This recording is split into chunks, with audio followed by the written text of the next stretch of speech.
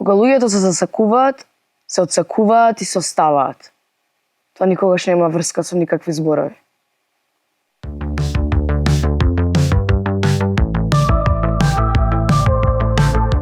Пред се станува збор за македонски драмски текст кој што има исклучително јака, убава структура и кој што фактички обработува теми кои што се блиски до денешницата и во кои што можеме сите да се препознаеме, а воедно зборува и за одредени женски прашања за кои што како режисер сметам дека треба да говорим.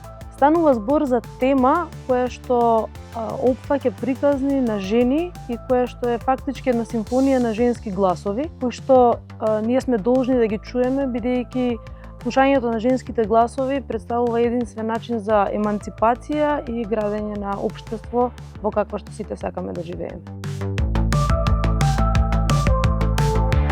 Целата оваа приказна за Марта Вирина започна на еден многу интересен начин. Јас имам чуден процес на работа и најчесто ми се случува да една реченица ми се појави во некој момент и реченицата од која што се роди всушност Марта Вирина. Марта беше предодредена да биде среќна. На утро се разбудив со таа реченица и после тоа со месеци се обидував да дознам која е Марта, така да ми требаше и мене доста долго време да откриам која е Марта и на крајот сега можам да кажам дека Марта е на некој начин секоја жена. Значи Марта е жена која што во себе ги содржи сите квалитети, сите мани и сите карактеристики на една вистинска жена.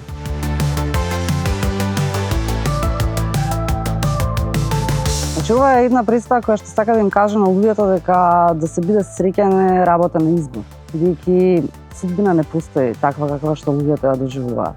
Ние самите имаме право во одреден момент во животот да ја земеме судбината во своји раце. Марта во оваа драма на крајот ќе порасне поголема од себе си и ќе ја земе судбината во своји раце. Марта Вирина поминав процес во кој што трагав на по одговори на прашањата кои што мене лично ми значат и исто така соочување со минатото и процес на моја ментална лична хигиена за тоа која сум, што сакам и каде одам. Исто така размислував за љубовта како концепт кој што денес ни се нуди како модерен со целото студенило кое што денес времето ни го носи. Марта во својата младост и чистота едноставно налетува и се соочува со најгрубата егоистичка човечка форма.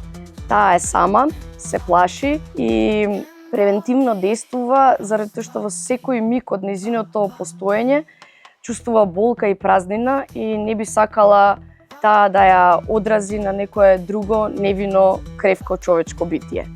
И во оваа драма има елементи на поетска правда.